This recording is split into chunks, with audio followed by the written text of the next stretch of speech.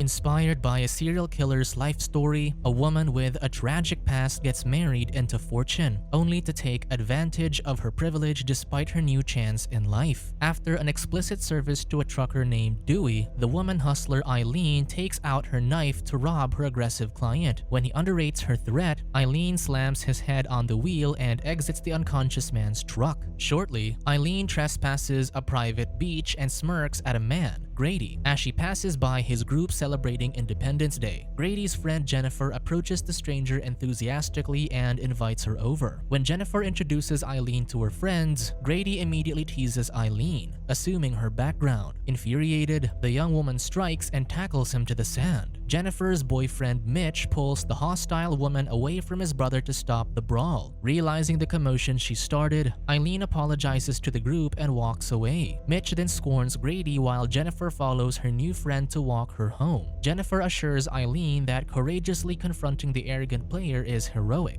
Then, she invites the stranger to her place, tempting her with some smoke. While smoking at Jennifer's lavish house, Aileen reveals she is originally from Michigan and has a brother, whom she left when she was 12. She finds that Jennifer suddenly fell asleep, so she puts a blanket over her and sleeps on the floor. The following day, Aileen curses as she sees a bruise on her neck after showering. After wearing a robe, she checks out Jennifer's home, amazed by the grand interior. Meanwhile, Jennifer cooks breakfast and informs her father, Louis Fell, about letting a friend stay the night. Suddenly, Aileen enters the dining room and greets Louis, who delightfully eyes her. Surprised to see what her guest is wearing, Jennifer asks Aileen to put on something else since the robe belongs to her deceased mother. However, Louis stops his daughter, saying Aileen looks fine wearing his late wife's robe. Despite her discomfort, Jennifer introduces Aileen to her father, whom the others call Commodore. Louis explains that he owns a yacht club that serves wealthy people, earning praise from his daughter's guest. Louis urges Aileen to call him by his name, so the woman does the same and calls him handsome. Meanwhile, Jennifer eyes their quick acquaintance suspiciously. Suddenly, the elderly man's knees fall weak, but Aileen quickly catches him. Aileen jokes that he could name the spot for his tombstone as where he fell, like his surname. Louis laughs and thanks her for rescuing him before exiting the room. As the two women have their breakfast, Jennifer thanks Aileen for making her grieving father laugh. She then invites the guest to shop with her, but Aileen declines since she has no spending money. Nevertheless, Jennifer persuades her friend to stay for a while. However, Aileen refuses to accept the rich woman's pity and generosity and gets up to gather her stuff.